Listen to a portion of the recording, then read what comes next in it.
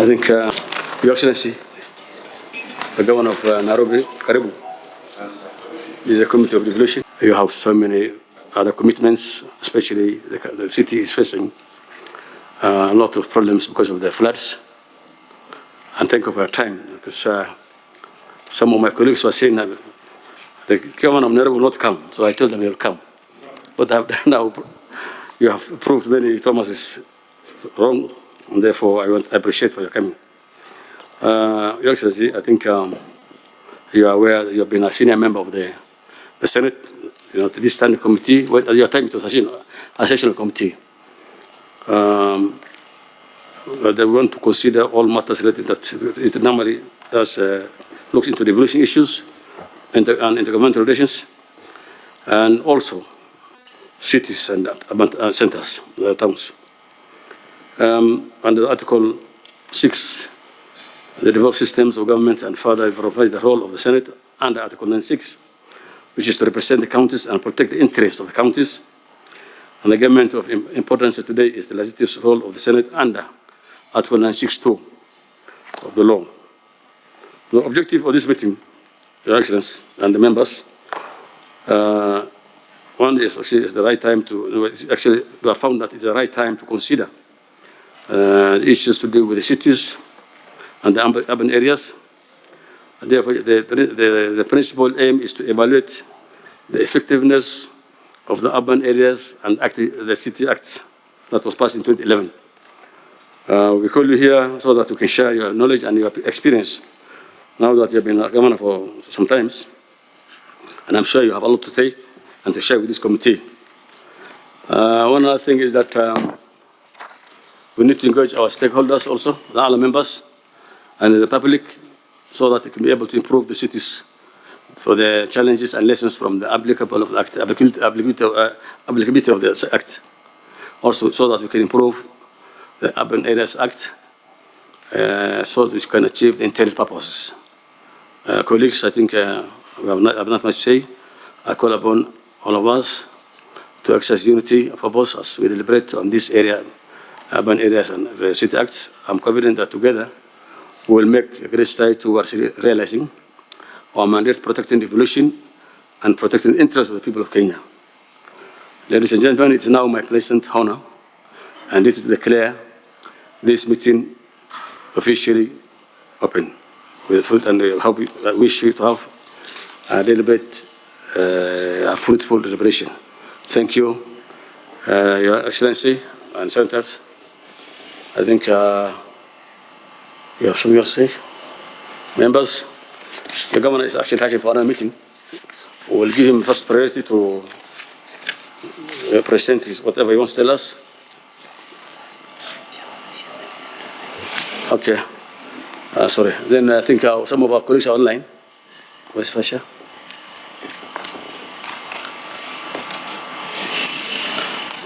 First Chair, are you online?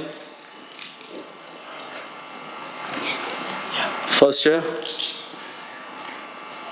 I think yes, I am, Chair. You are hearing what I'm saying, and I think the Governor for Nairobi is here with us. And welcome, Governor Junior. Come again? I'm just welcoming the Governor. He's also called Junior. Okay, I think we can also ask our request, Honorable Member Senator Beres to introduce herself. I did. Oh, you did? Yeah, I did. Thank you, thank you. I thought they came later. So, Muma, you have anything to say about the meeting? Chair, I thought you wanted the Governor to present first. Yes. Or how do you want? As a governor, right, before the Senate. I think some have come once or twice. Governor, a bit loud, I can't hear. Okay, I'm saying this is my 12th or 13th time at the Senate as a governor. I'm very happy to be here. This is like home. In fact, I know everyone who was being introduced, both from the Secretariat and the members. This is a good discussion that we're having. And it's truly the place of the Senate to have such discussions. The provisions of Article 96 are clear about the Senate's role in supporting and protecting devolution and counties and the governments. And one of the best ways to do it is through legislation. On top of that, I think devolution has come of age. It's been 10 years of devolution, more than 10 years, maybe 10 years and 20 months. And within this period, we've learned a lot of lessons. In the 10 years, I have been in Parliament as an MP, and then as Senator, I've been a Senator, longer than I've been a Governor. And so I understand the legislative framework. But even before then, before being an MP, in the year 2011, I authored a book with the International Commission of Jurists that is called the Operational Framework for Fiscal Decentralization. And I wish I carried some copies. If you look at it, what we were doing that time with the International Commission of Jurists was trying to look at the structure of devolution, what Kenya was adopting, how it would work, and how to make it, successful. We were coming from a background where we had a country where decisions were made at the center. And those decisions, of course, in many respects were subjective decisions. And many parts of our country didn't then get development. Following, of course, sessional paper number 10 of 1965, and such other decisions, many parts of the country had been left behind. But not just many parts of the country, even within the capital city and many of our cities, a section of Kenyans would not receive their due. In that operational framework, we discussed, and this was before we even had the first county government, the 4 principles or sub-principles of devolution. Devolution is based on, the overlying principle is called subsidiarity. The subsidiarity principle is that a service is best offered at the lowest level compatible with the benefit area of that service. And so if there's something that can be done better at the ward than at the county, do it at the ward. If the people can be served better, a decision can be made in Kisii that is better than being made in Nyanza, the former Nyanza province, let it be made and let it be executed.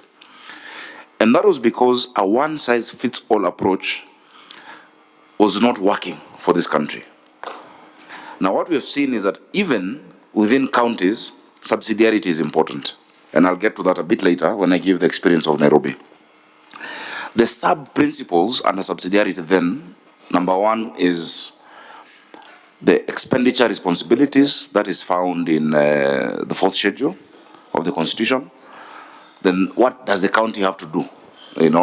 Vis-a-vis what does the national government have to do? When you look at the expenditure responsibilities, it tells you those functions. And then you go to chapter 12 of the Constitution, the revenue raising capacity. What is a county allowed to raise vis-a-vis what is the national government allowed to raise, what fees, what taxes. And I've seen there's an attempt to strangle that from counties. We do that through our finance bill. There's an attempt that all finance bills must go through Parliament as well. There was mention of that. I don't know if that bill has come. And so once you do the 2, that I'm supposed to do work worth 10 billion, but I'm only allowed to raise 5 billion, is when you go to the 3rd principle, which is the intergovernmental fiscal transfers. That has been the most contentious and unfortunately has been the focus of devolution over the last 10 years. Amran behind you will tell you when we were debating the formula for giving counties money, it was very hot. And myself and the governor of Makueni now came up with the formula that we have today. We call it Y equals A plus B. And A was what county is already receiving. Amran, you remember that? Because there was an attempt for counties to lose what they were already receiving.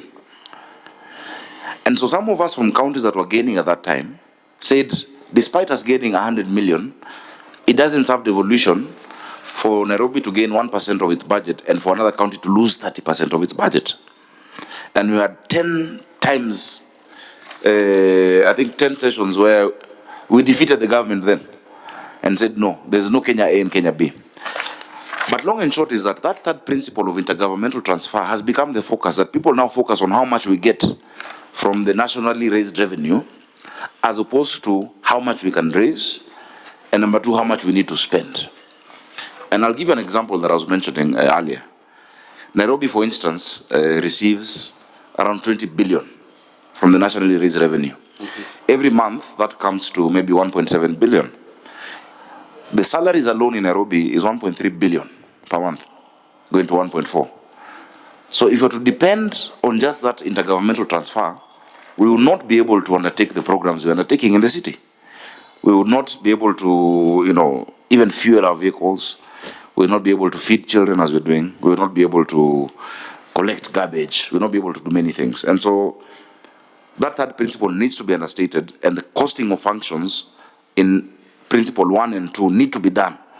So by the time you're getting into number 3, in fact, world over, if you look at our system, it's close to South Africa and India.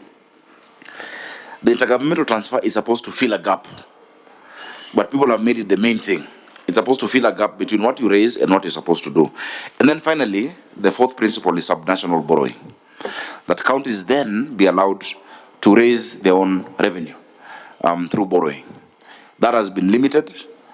The only county that did a bond was Laikipia. It was limited in terms of the percentage that they can raise.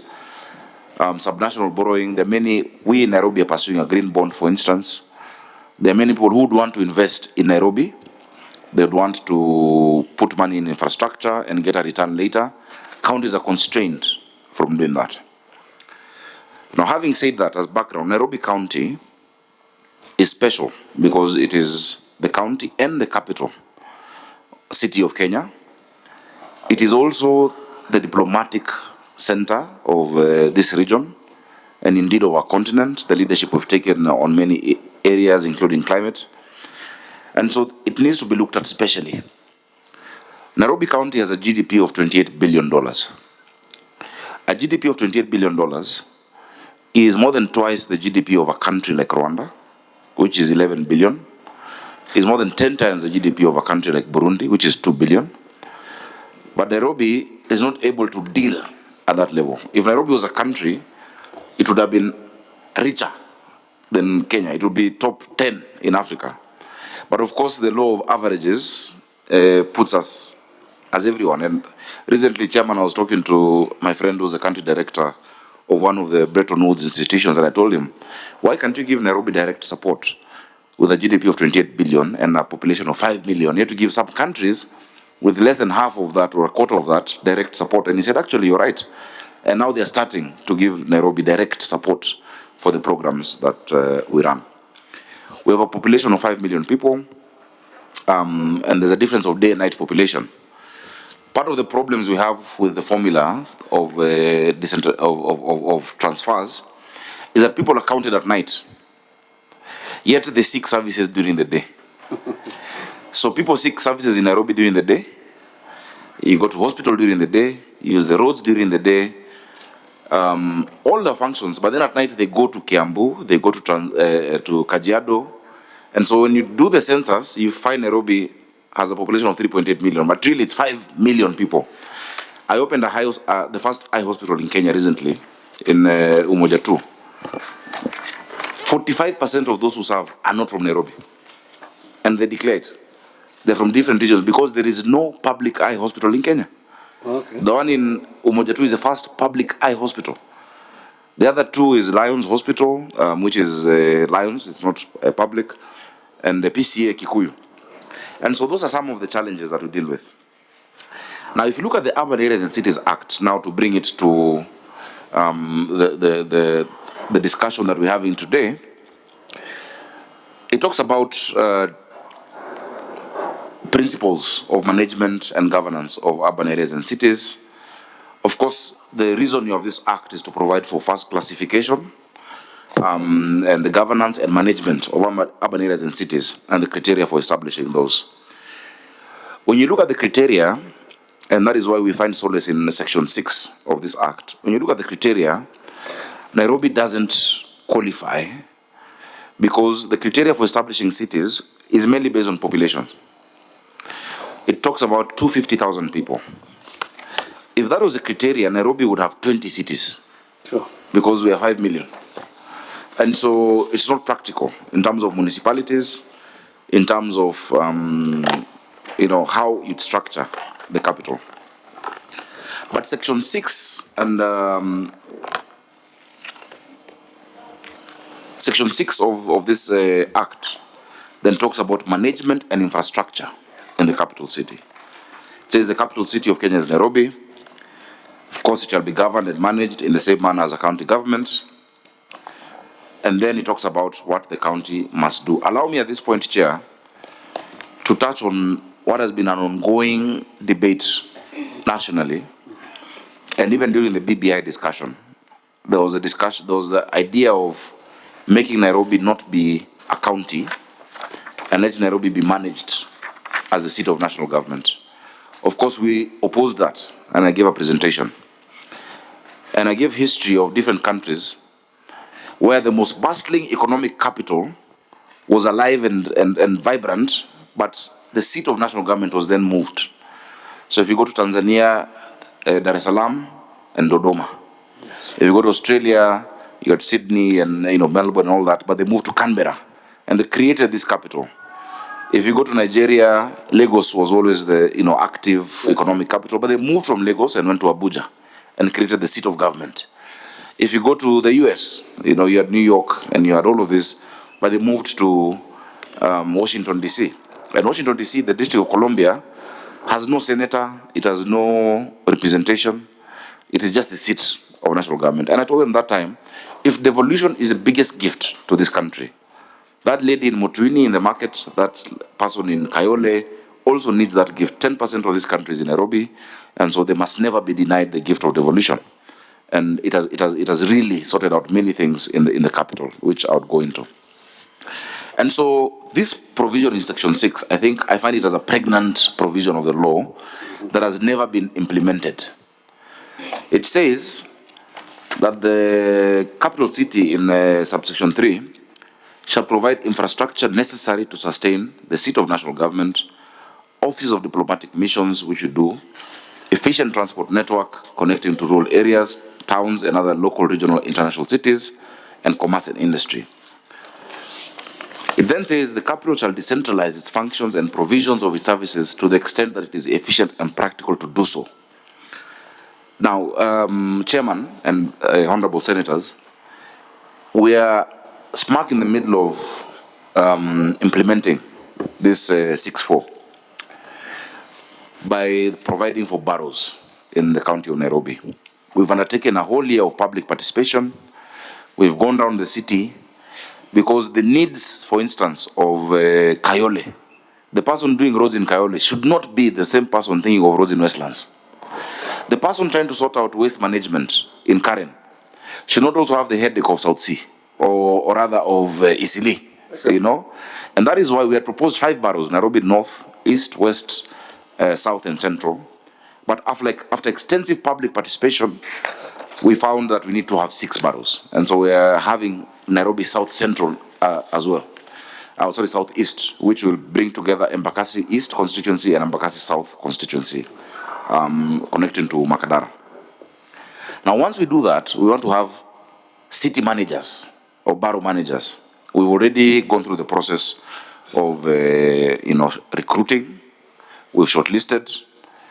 And this borough manager, for instance, in Nairobi South or Nairobi Southeast, should be able to then sit with the people of Nairobi Southeast, have the resident areas associations, have the different players to say what is our priority here. The same way a one-size-fits-all budget doesn't work at the national level, even at the county level, we have found. During El Nino, for instance, last year, Nairobi didn't flood because we're able to have young people, 3,500 of them, in every part of the city clearing drainage. In fact, the only problem now is that it's the rivers that have burst their banks. But the no more roads, the water, it'll flood, but then it flows. But what we found that has made us successful is that in every part of the city, I have empowered my sub-county administrators, sub-county engineers, sub-county disaster management officers to be able not just to make decisions, but to have the money to make that decision. such that they don't have to come to City Hall to ask for a backhoe or for an excavator to open up a blocked drainage. They can make the decision at that level. Now, if you bring it to the borough, it's even better. Because as we do the budgets, then we know that the priority of Nairobi West, in terms of its infrastructure, in terms of programs, is X. This is their capacity to raise money. For instance, if you look at Isili and Nairobi Central raise more money than a whole Kigali or even close to Cape Town, you know, on their own. And so they should be able to make those decisions at that level. So in that process, we would want amendments in this law to recognize provisions to allow us to now legally anchor beyond just this statement, because this is what I'm using to anchor the boroughs, but beyond this, to actually provide further details of how to establish these levels. Kakamega County, which is also my ancestral home, with Senator Catherine Muma, that's why you had her calling me a different name. She happens to be my cousin. Had to pass a law within the county assembly to provide for village units. That is the only provision in the County Government Act that says if you want to provide further units like village units, provide for a law in the county assembly. But for boroughs or any other, it gives the discretion to the county executive. Now, if you look at some of the services we have to offer in Nairobi, they are beyond just the fourth schedule. The worst part that Nairobi went through was when Nairobi resigned its functions to the national government. I think that is possibly a very dark period, because if you look at what we were left with after the bills, we received a pending bill of 16 billion after. When a process of transfer of functions in Article 187 is done, you're supposed to leave a county stronger, not weaker. Sure. You're supposed to leave it stronger than you found it. But Nairobi not only gave 27 billion to the national government through NMS, gave actual money, other activities were carried out by the national government for Nairobi. After all of that, 27 billion plus what the national government did, that is in Uhuru Park, in some of the cab roads at Parliament, etc., they left a further pending bill of 16 billion in 2 years. Now, I would ask people to tell me where 50 billion or so was spent in 2 years, and whether you can show it. It is not there. And so sometimes when people compare the current administration, without remembering that, one, there was unlimited resources that was given. Number two, the person leading it was no political threat to anyone. So no one was fighting him politically. In Nairobi, once you get sworn in, immediately you have opponents, you have people pulling you down, you have people who want your seat, yet you must raise this money. I've given the example of 1.3 billion. In 5 years, for instance, since I got in, I've raised more money than any previous year. Even more than NMS raised in terms of revenue. We've raised the highest amount in 5 years. That went to 10.5.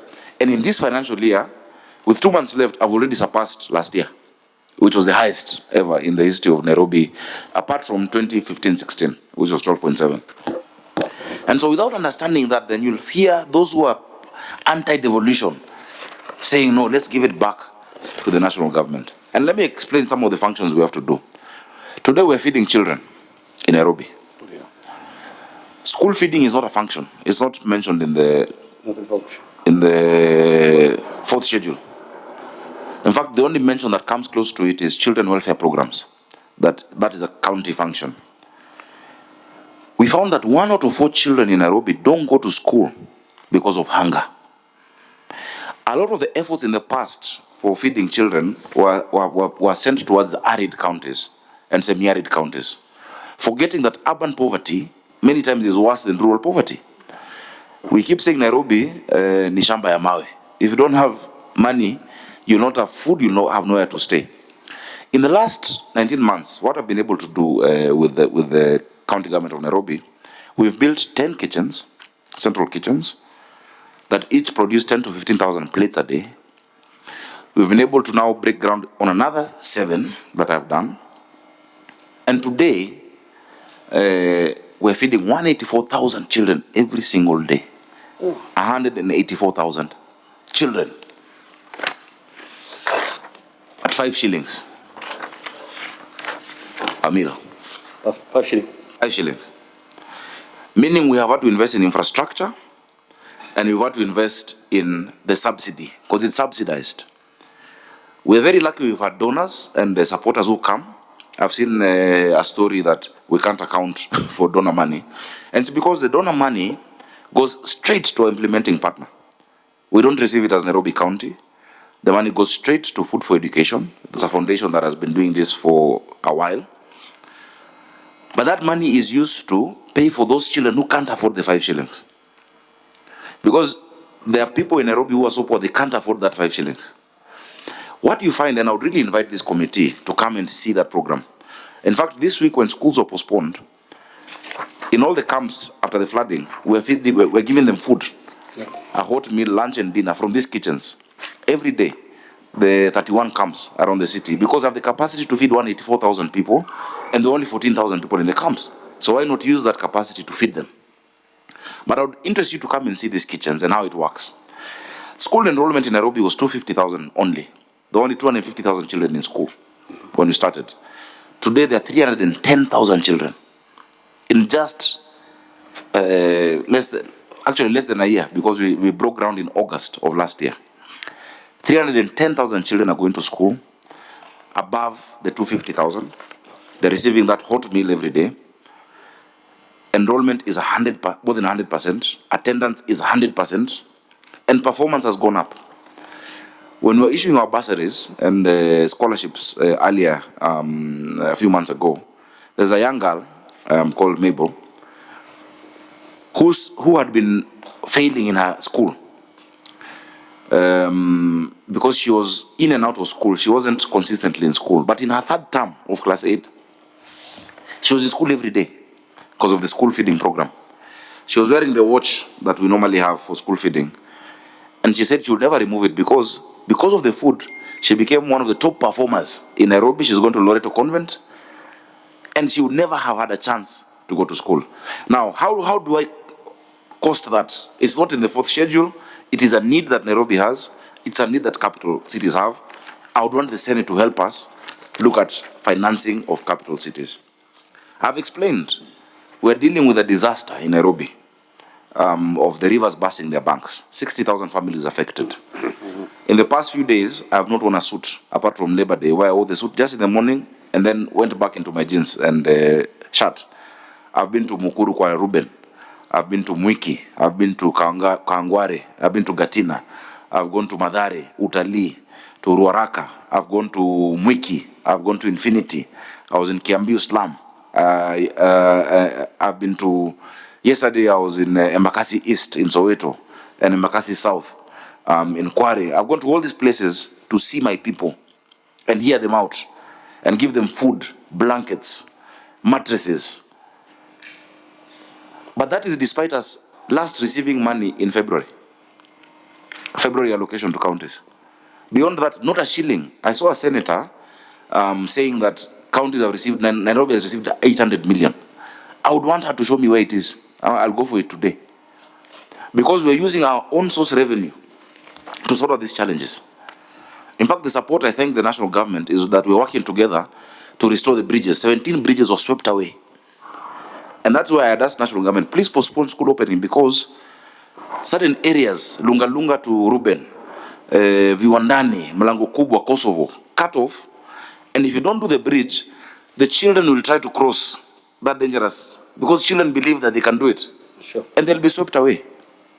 And so that is why they postponed it. They did it late. In fact, I had to now that morning go to all the bus terminals in Nairobi to pay transport for your children from other counties who had come to school, but the announcement came when they were already on the way. Many of these parents only give the children one way, bus fare. And then the next itatumwa before midterm. So I found children stranded in T-room, in OTC, and I paid for their fare back home. But I had asked for this postponement because of that infrastructure. So despite this challenge, all we asked for, we said, the national government, we're not asking you to give us your money or more money. Just give us ours. That is what Nairobi should get. When April, we should have received March. We should have received April. We've not yet received. And I'm sure that should come. I've been trying to talk to the CS of Treasury. And so Section 6 B says funding of operations and activities of the capital city. If you simply put us in the formula for distribution of resources, the capital city would never be fully resourced. We need to see what is extra. For instance, I pay electricity bills for street lighting. The street lights in Nairobi. If I was to switch them off today, it would be a national security problem, not a county function. It would be a security issue. But do I receive support for street lighting? No. Mombasa needs to get that support as well. Kisumu needs to get that kind of support for just the street lighting, for instance. And even if not that support, a special tariff. I'm not lighting the streets of Nairobi for profit. I'm lighting the streets of Nairobi to provide security. In chapter 12, is security a county function? It is not. It's a national function. How do you then provide for that? I'll give you a different example. Water. The provision of water. Yes. Nairobi is providing water. It's constrained. But even then, we're still providing water to EPZ in, is that at the river of Kajiado? Yeah, we're providing water for EPZ. We're providing water in Machakos, despite the fact that we are constrained. So Nairobi has only 4 water sources, built over years. The first water source was built in 1904, from 1904 to 1910. That is called Kikuyu Springs. It provides 6,000 cubic meters to Nairobi. The second one was 1928, Ruiru Dam, built by the colonialists. The third was Asumwa in Nyandarua County, provides 60 million liters a day. It was built in 1958. The fourth and the last one was built between 1994 and 1997. It's called Ndakaine. Ndakaine provides 84% of our water. All of these projects that Nairobi County... Which one is the second one? The second one is Ruiru Dam. The fourth is Ndakaine, provides 84% of our water. We have the title deeds. You know, it is in another county, but I have the title deed of that Ndakaine, I have the title deed of Sasumwa. It was bought by City Council. In fact, if you go to Ngeto Water Treatment Works in Gatundu North, there's a school that's a Nairobi County school, but it's in Gatundu North, because we have to provide that infrastructure around there. Now, all of those, when you add them, bring us to 525 million liters a day. But Nairobi needs 870 million liters a day. So 870 is the need, and it grows by 4% every year, but we're able to provide 525.6 million liters daily. What I've been able to do, despite us not being allowed to borrow, and that is why I want you to exempt Nairobi from these restrictions, I have gone to different governments. I've gotten the Koreans to give us $100 million to support, and that arrangement, I agree with them, but they have now to go to Treasury, it has to go to Cabinet, it slows us down, but they're ready to give us $100 million to do Maragua 4 and Northern Collector 2. That will add 220 million liters to Nairobi. I've been able to unlock Northern Collector 1, which is being done by Earthy Water, a national entity, but paid for by Nairobi. We end up paying that on-lent loan to sort out. In fact, by the end of June, we should get now the extra 140 million liters of water to Nairobi, to add to the 525.6, to add 140 by end of June, because we've unlocked it. And I really want to thank the president. He's been very, very supportive. Many times it's taken a phone call to NLC to help them do the compensation for those on the way leave. Recently, I had to call Kenha to do an open cut for Earthy Water to pass the water from Karimenu and Northern Collector. So by end of June, I'll have another 140 million liters. But tell me, why should I have to subject myself to the whim of national government to do an extra project when the 4 I've mentioned were done by Nairobi City Council? Before devolution, there was no devolution in 97, in 1904, in 1928, in 1958. But Nairobi was able to borrow and sort it out. But now with devolution, I am more constrained, I can't do it. And I know, just as a side, people have been asking, it is flooding and the water is even now less, despite the flooding. And I've been able to explain, look, we don't drink the water that is out there, it has to be treated. And our water treatment capacity has not changed. In fact, it has reduced during the flooding because of the debris. If you look at the rain in Gatere Forest, it's caused the debris in Chania River. And so instead of producing, we normally produce 18,700 cubic meters per hour. We're not doing 17,200 per hour because of the debris. But I'm happy NYS has sent young people there to try and clear the debris. And so for a city, a capital city, to be vibrant and to really be the capital that we want, we really require a special treatment, or I don't say waiver, but the city should be allowed to engage bilateral partners directly to support the needs of the city. If today I issued an infrastructure bond, many of Kenyans out there in Minnesota, in London, in Texas, would want to put money on the Nairobi metro system, a train system, and get their returns over time. But they are constrained, they cannot do so. They would actually rather fund the city than fund the Eurobond, for instance, because they can see where the return will come. The biggest income earner for Nairobi today, for Kenya, is remittances from Kenyans out there, from their salaries. But if that was channeled to infrastructure development in the capital, and this law can allow that, then we'd be able to see those improvements. Finally, because I wanted us to have a discussion, that's why I don't have any written presentation. Okay. The city needs to be planned. Nairobi is working on, up till today, we have the last urban master plan of the Nairobi, of the city, is the 1976 master plan. 1976. The first master plan of the city was the 1948 master plan.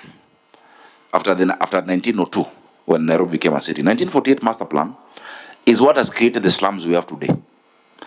It is the reason why the victims of the flooding today in Nairobi is the informal settlements. People say, oh, there's flooding in Karen, but it floods, then it just goes down until settle, and the water goes eventually in the higher areas, because the colonialists at that time chose the higher areas in the city, the Muthaigas, the Hurlinghams, the Karens, the upper hills, and created a green buffer between them and the river, and that is where the Africans were to stay. And that is why today it is flooding in Mukuru, which is on the river, Ngong River. If you look at Kibera, it's on the Ngong River. If you look at Mathare, it's the Mathare River. If you look at Waruku, it's on the Nairobi River. So the Ngong River, the Nairobi River, the Mathare River are all the river channels where the informal settlements have been taken to. What we are doing now in Nairobi is we want to invert that story. Because most capitals you go to, the riverfront is the most lucrative place. Exactly. You have real estate there is more expensive. You have your restaurants by the river. You can have your alfresco dinner there. And that is why we set up the Nairobi Rivers Commission. I took this team to the president when he was president-elect, and I said, look, this is what we can do, the waterfront, to create walkways, to create a cycle path. I'm happy that now, every cloud has a silver lining. After this flooding, we have said that we're not allowing people to go back to that riparian, and we're now securing it to do walkways, to do cycle paths, to do restaurants, to do housing, that people can actually come and be at that waterfront, to reinvert the city. I'm very happy that we're doing it together with the national government, headed by the president, but the head of public service is the chair of that the technical coordinating committee, and then now they bring it to us and the president. That NYS, ourselves as a county, our planners, have not provided for it. I'll give you an example. If you move from the city center at Kamkunji to Westlands, if you have to walk along the river, it should take you 15 minutes. But we made our people walk like vehicles along the road. Yet, the river should give you a proper frontage and help us clean it. Right from Mondiri Swamp, coming down to do constructed wetlands. If you go past Dandora Dam site, there is the Dandora Falls, the sign of Mau Mau fighting in 1948, which led to the state of emergency in 1952. That should be a place where you go and have a park, Nairobi County today, for instance, we're doing waste to energy project. The first time, we've been able to engage a PPP to turn all this trash in Dandora to energy, 45 megawatts. We should be allowed to do that. So we're looking at our challenges and using them as opportunities to better the city. I think, if you allow me, the last example I'll give, when I say a one-size-fits-all approach doesn't fit. The director of transport in Nairobi is paid the same as the director of transport in any county. But if the director of transport in Nairobi messes up, the impact is bigger than the director of transport elsewhere.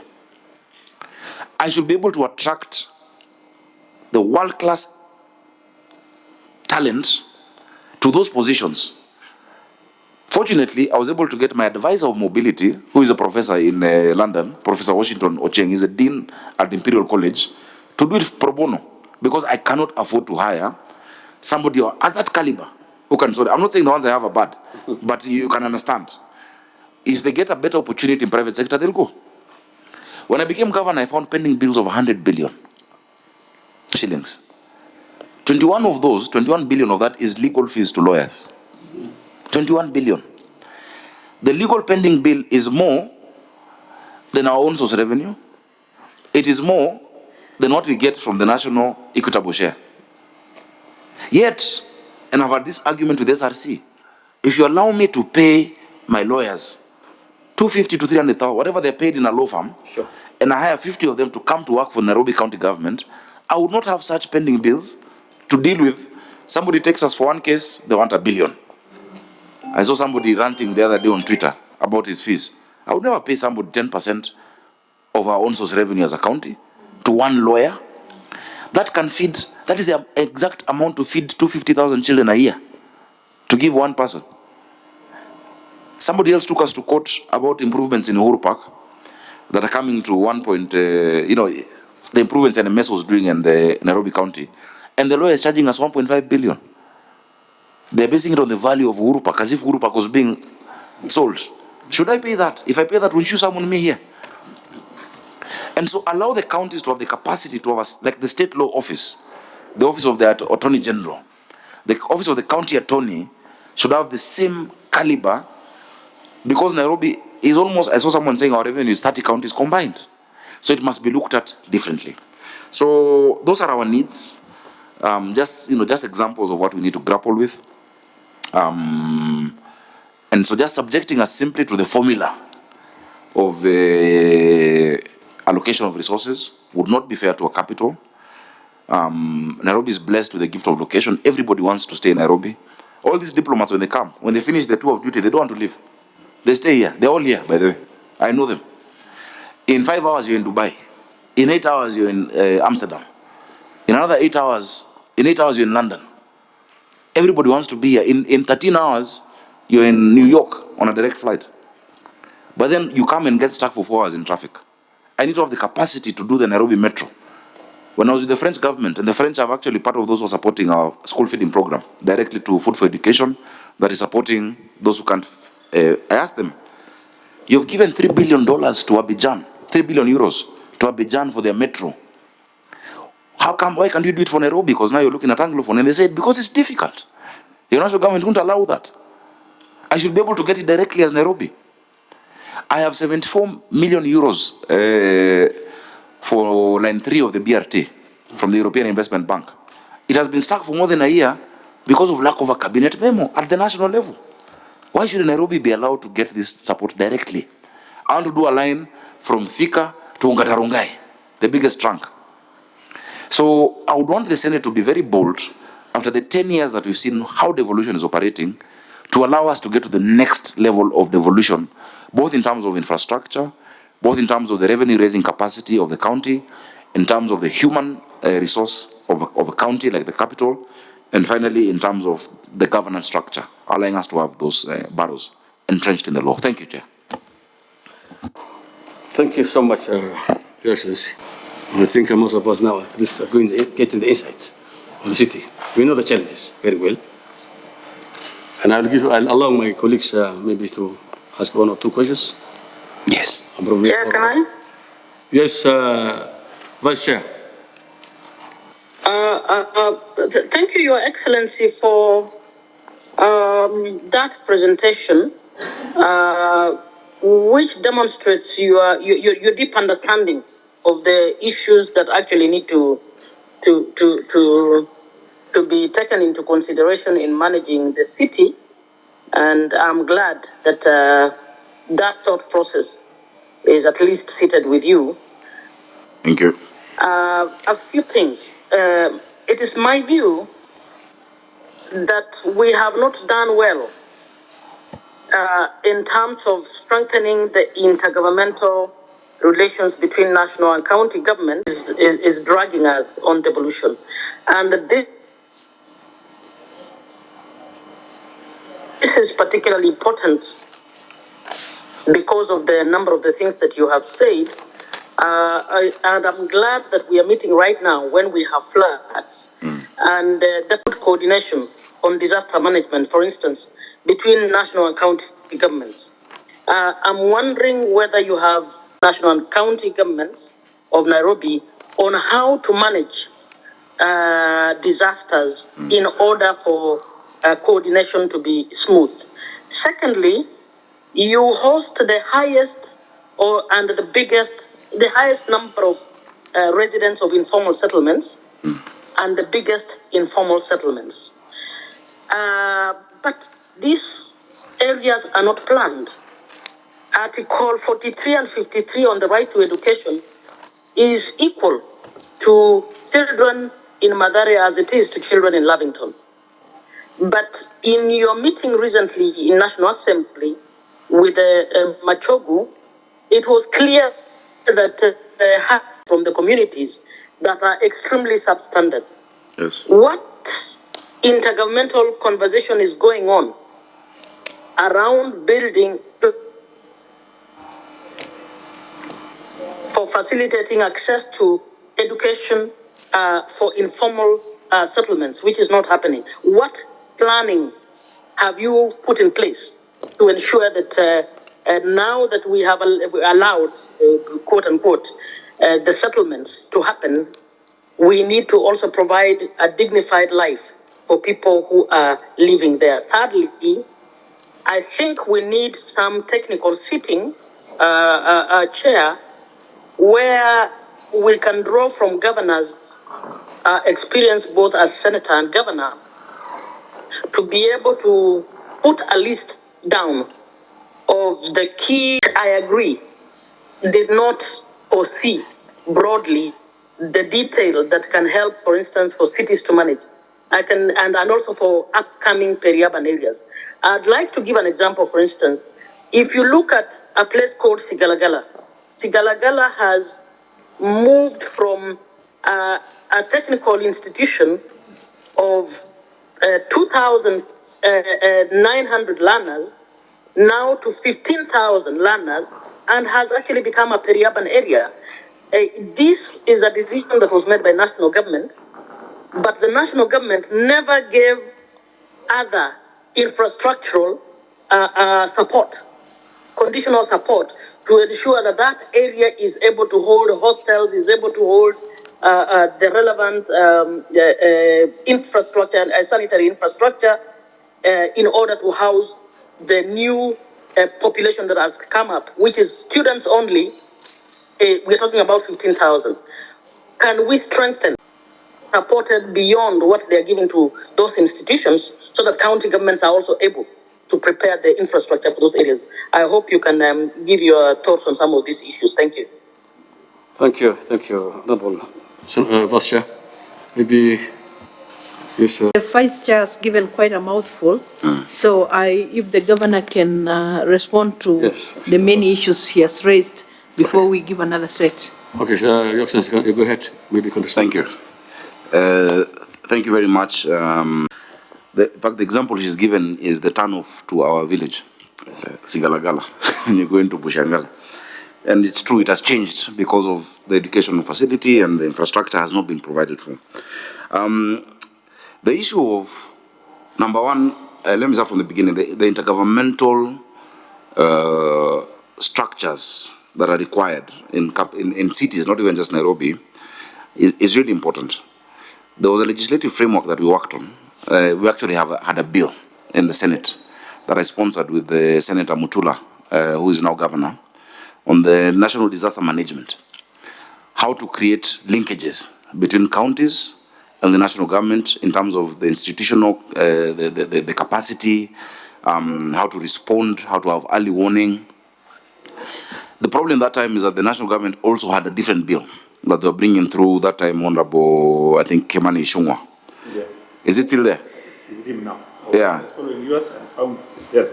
So we had ours that really gave the place of counties. And the background of it was in 2016, I was a member of Parliament, National Assembly. A building collapsed in Huruma, in Nairobi. And I went to Huruma. I rushed because I had the news. I was not an I was a nominated MP. I was not even elected, but I had the news. So what's a good thing to do? I went to a petrol station, bought bread and milk, and drove alone straight to Huruma. I stayed there for 3 days and 3 nights. I didn't leave. The situation was such that, and unfortunately, we lost more than 40 people in that collapse. Different agencies came. For the first 2 hours, they were fighting on who is in charge, who takes charge. What I had to do was to go buy the cutters for the metal. I bought equipment for the youth to cut through, and the youth are the ones who rescued more people. The military was there, the NDOC was there, disaster money, all of those were there. But because of lack of coordination, we lost lives of children and women. I think there is need for us to relook at that law, that bill. Senate should fast track it. Yes, sir. Yeah. If you see the response, where we've succeeded, it has been because not of legislative provisions or legal framework, it's because of proactive governance. And I'll tell you an example. Hiring the 3,500 Green Army to sort out Nairobi's drainage was not any provision of law. Sure. I'm not getting support also, it's Nairobi County. A few weeks before this disaster, I had a meeting of all the national government administration officers, the chiefs, assistant county commissioners, DCCs, the county commissioner and the regional commissioner. I called the police regional commander, the county commander, all OCPDs and OCSs, and then my sub-county admins, ward admins. We went to the Kenya School of Government and said, how do we work together? That was being proactive. But the law should provide for such a structure that brings us together. And why we've been able to respond quickly in many areas is because if you go to Embakasi South, there's a WhatsApp group that has the deputy county commissioner, it has a sub-county admin, it has my sub-county engineers, it has the chiefs, it has the disaster management officers, and they sort out things there. If you go to Dagoretti North, they have also that group that they can deal with it. By the time they escalate it to myself and the regional commissioner and the regional police commander, it is because it's beyond them. Now, we should not have such ad hoc structures. This law can be looked at to provide for such intergovernmental structures to the lowest level. Because remember, the national government doesn't end where county starts. The national government goes all the way to the ward in implementation of national government functions. And then the county government goes all the way to the ward and below to implement county functions. But those people must work together. Number two, so I agree very much with Senator Muma that we must strengthen and actually identify those structures of intergovernmental coordination. Sure. For Nairobi, we're lucky that, first of all, I personally have a good relationship with these people. So with the regional commander, the regional commissioner, the county commissioner. Last week, I had the senator of Nairobi and the MPs of Nairobi. I had to update them and get their ideas. We more or less do it in an ad hoc way, in a subjective way. The attempt earlier to create the county development boards, of course, failed because now, they felt it was a fight between the Senate and the counties. You wanted the senator to chair. For me, it doesn't matter. Let us just have a forum where we sit together as leaders from national government, from the county executive, from the county government, from Senate, from the National Assembly to coordinate. The second question, so please, that law, Senator Chute, you have mentioned, yes. Let's have it. Let's have it. Number two, Nairobi schools. Senator Muma has mentioned the issue of the informal schools and the number of schools. And let me give you a background of the city and why we're grappling with a lot of challenges. Nairobi County, when I grew up, I grew up in Nairobi, but when I was a small young boy in Ngara, where I was born, there was frequent collection of garbage. There was, timely, there was public transport that was on time. We knew if you miss the 7 o'clock bus, the 7:15 one, if you don't get that one, that used to work because at that time, it was a one-party state. There was a lot of focus on the city. After the 1992 elections, KANU lost hold of Nairobi. And so the national government, and remember that time there was no devolution. The city was being led by the opposition. And so it was abandoned. And that is when we had years of free fall. Because without the resources, that is when we saw how Matatu started behaving, how land was being dished out by councillors, how encroachments went into different places. And so what devolution has made us have to do is to catch up. So to start to catch up. And so the example Senator Muma gives is true. Schools. Nairobi County with 17 constituencies, 85 wards, 5 million people has only 210 schools, public schools, 210. I'm sure Senator Onyonka, if you call one of your MPs, he has 150 schools or 100 schools in his constituency. We have 210 for that kind of population. And so what has happened is the proliferation of informal schools in the informal settlements of 50 children, 70 children, but there are very many. Now these schools have not been recognized by the national government. So these children ultimately have to get a center to register for their exams. But we've been supporting them. So these are schools that on Sunday it's a church, on Monday it's a school, in the evening it's a women's meeting, the next day it's a karate room for karate lessons. It is not Commercialized. It's madness. Yeah. And so when we broke ground with the national government, the president was my guest of honor at Roysambu Primary, when we were doing the first kitchen for school feeding. I gave that example. It was very emotional. But then I got a commitment that we shall build 5,000 classrooms in the next 3 years. And so the president and the national government have already done the commitment. They've given 1 billion to CDF to build primary classrooms. Nairobi County, we put 500 million to build ECD every year. So together with the president, by the end of this year, or by the end of the 3 years that are coming, we will have left more schools in Nairobi than we found in just a span of 3-4 years. So there's need for that continued investment in the infrastructure, because these children deserve those services. Now for our school feeding program, for instance, we've started with the public primary schools. 10 of them already have the kitchens, but we're feeding 184,000 children. So one school, it's a hub and spoke model. One school has a kitchen and you feed other schools. Now once you do the other 6, I broke ground 3 or 4 weeks ago in Langata, Undugu Primary, Uru Gardens Primary, in Mutuini Primary, Dandora 1, Donholm in Embakasi East. So 6 of them, Zawadi Primary in Sili South. Once I've done that, I should be able now to fully feed the public primary schools, get to 310,000, and then now get these informal children, the informal school children, at lunchtime, to go to the nearest public primary school, have lunch, and go back to their school. If you go to Kayole 1 primary school, you'll find a mabati structure that has been built. Because of the kitchen, the enrollment went skyrocketed. These children, when they go back home, they don't finish their food, they go back home with part of their food. They share with their siblings and with their neighbors. So the next day, these children who are not going to school come there because there's food. And so there's need for serious Marshall Plan and support for education. For Nairobi, at least we can do it. Yes, primary education and secondary are national functions, but given the history of Nairobi, these schools are all county schools. They used to be called Kanjo schools. So the physical infrastructure, I have the titles, they are my property. They are our property as Nairobi County government. And so that is why we can do infrastructural support. Right now, we're helping fix 40 or so schools that because of the flooding were messed up. The classrooms were messed up, the toilets were messed up.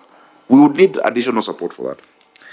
I think the other issue that the Senate has raised then finally is the issue of dignified education, dignified life. We believe in dignity. My mantra was a city of order, dignity, hope and opportunity. To create that dignity, we must look now at these elements of functions, of funding the functions, and of being a bit flexible in allowing creative resource mobilization for a capital like Nairobi.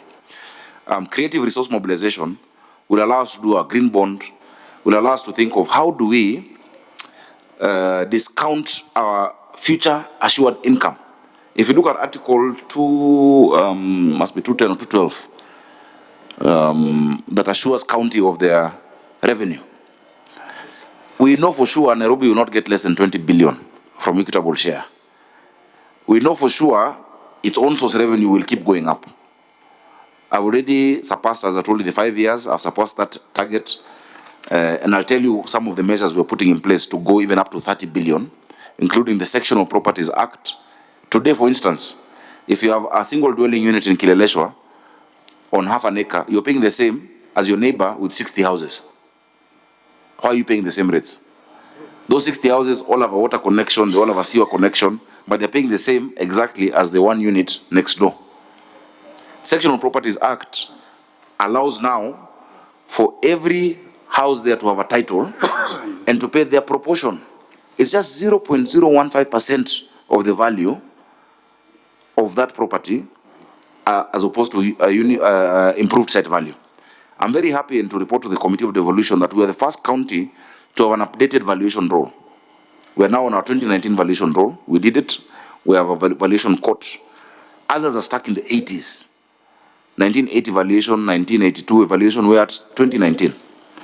And so based on that, we're working with the Ministry of Lands to have an API, which is a connection between the Ardhi Sasa system and our land system, so that we can see all their parcels.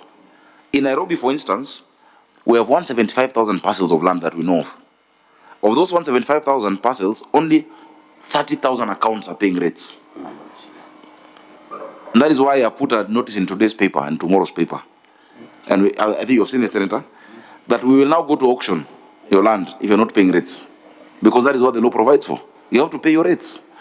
But despite having just 175,000, the Ministry of Lands has 350,800 records for Nairobi.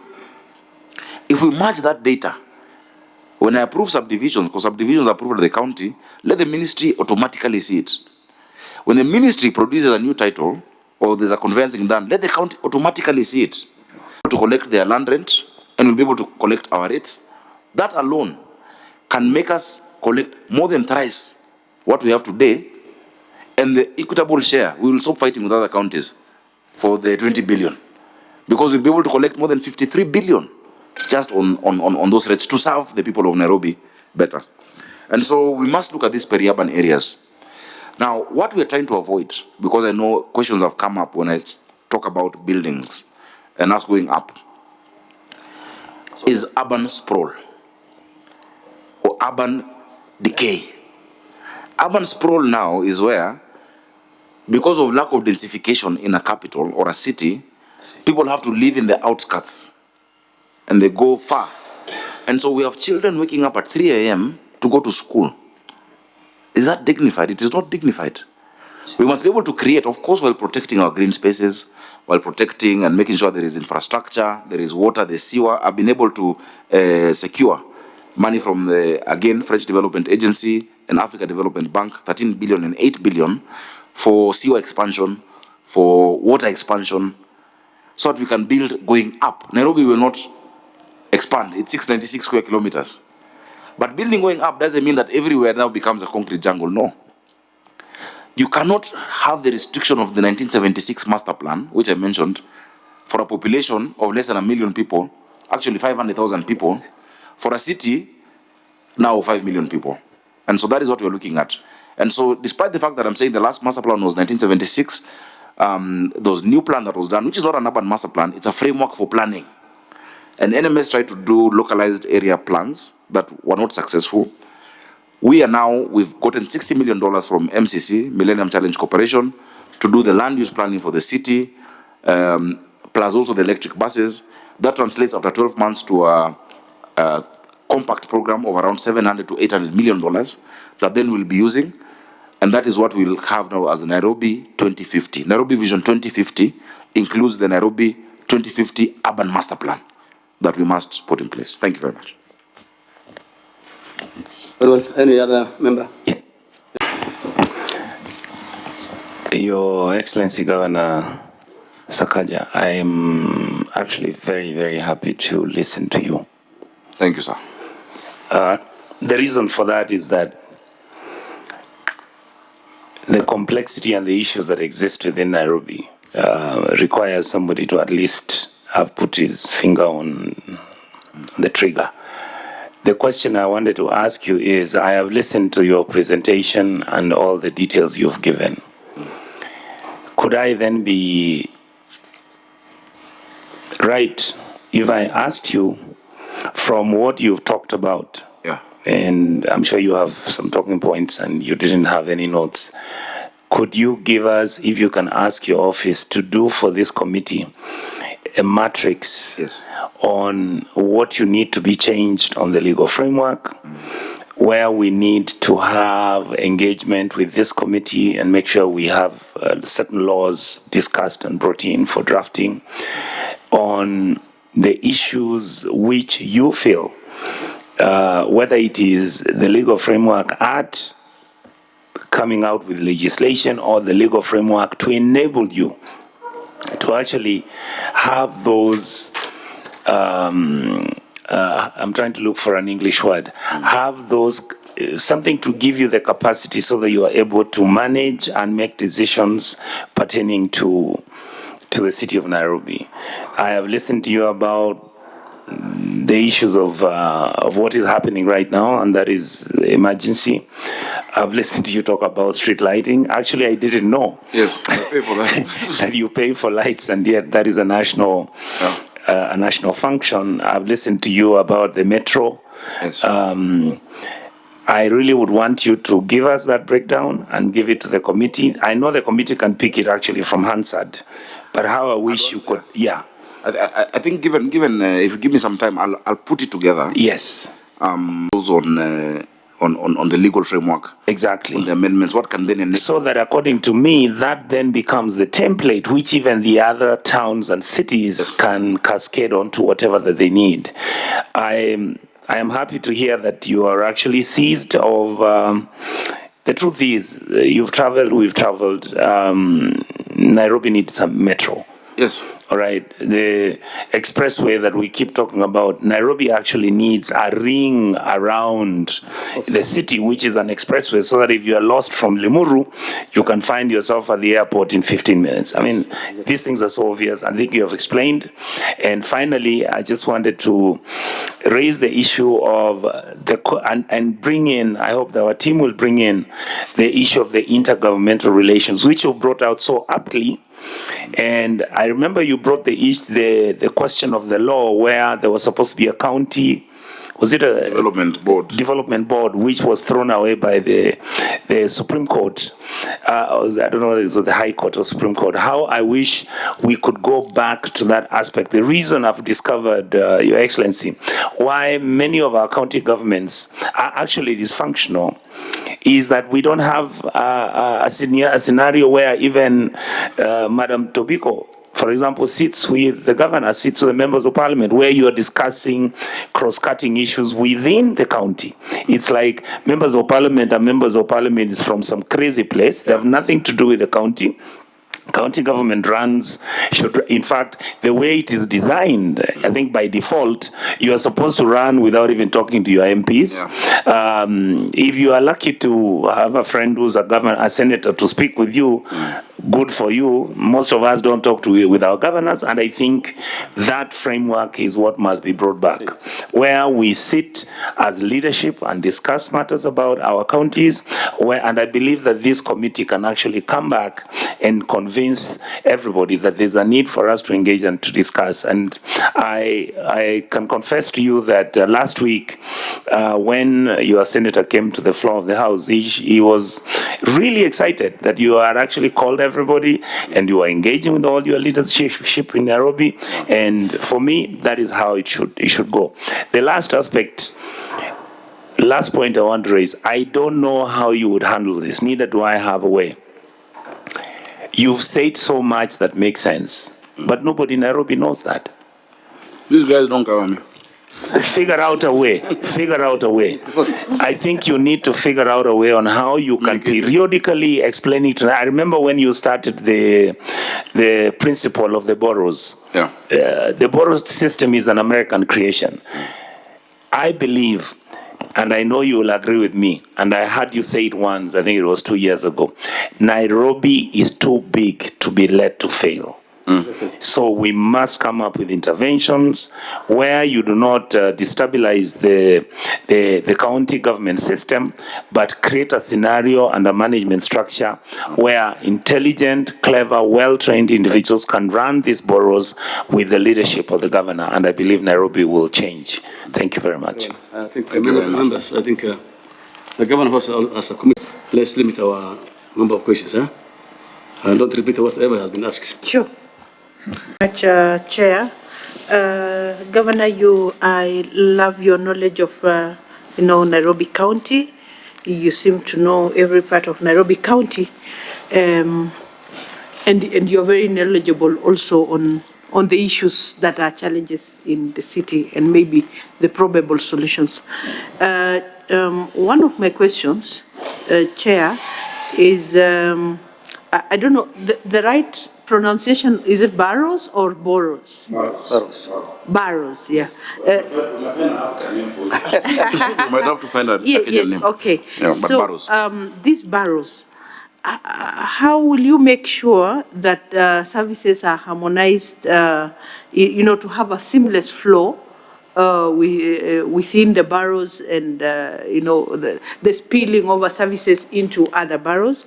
Because people tend to own their little areas, and you don't want interference from the other boroughs, but they are shared services. That is one. Two,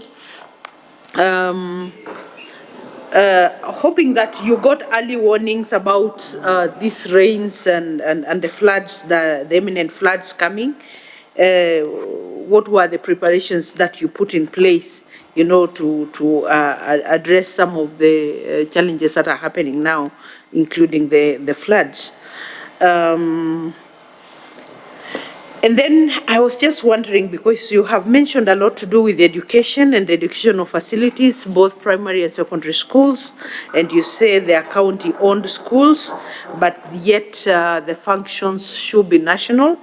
Have you faced, audit queries for handling what should not be county functions, and what is the solution to that? How have you managed to go around that? Because I know of facilities that were done in Kajiado by the first governor and even the second governor, and now because of audit queries, there are white elephant projects that are just there and cannot be implemented and cannot be utilized by the public because of the queries that came in. Third, I think, because the chair says you need to go, I was just wondering, of the neighboring counties, because you have Machakos, Kiambu, Kajiado, and I think Murang'a, do you have structures or systems that allow you people to work together to address common challenges and also to address shared services? Yeah, you have mentioned about the Kitengela water to EPZ. I know such services. Maybe you can enlighten us if there is a smooth way that those counties are working, particularly those in the metropolitan area. And then finally, has the NMS transferred back county functions to Nairobi County? Has NMS wrapped up whatever they were doing and allow you to do your work? Thank you. Okay, Mheshimiwa. Honorable Chairman, I want to thank the Senator, our Governor, immensely, because what you've just talked about, mostly, many counties are facing similar problems, although they are not that big. You said something very important, Governor. You talked about feeding a school program, whereby you said students are paying 5 shillings only. I think the county I come from, County of Marsabit, should come here, visit you, and benchmark. I'll be happy to show them. Yeah. Thank you very much. The question I have is, you have talked about NMS pending bills.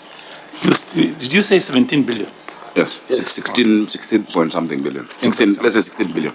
Yeah, let's say approximately 17. Yeah. How about Nairobi County pending bills? 100 billion. 100 billion.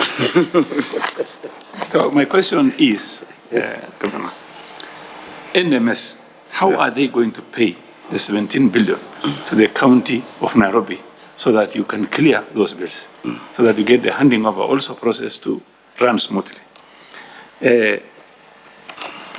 Governor, you know, you talked about the issue of emergency disaster bill.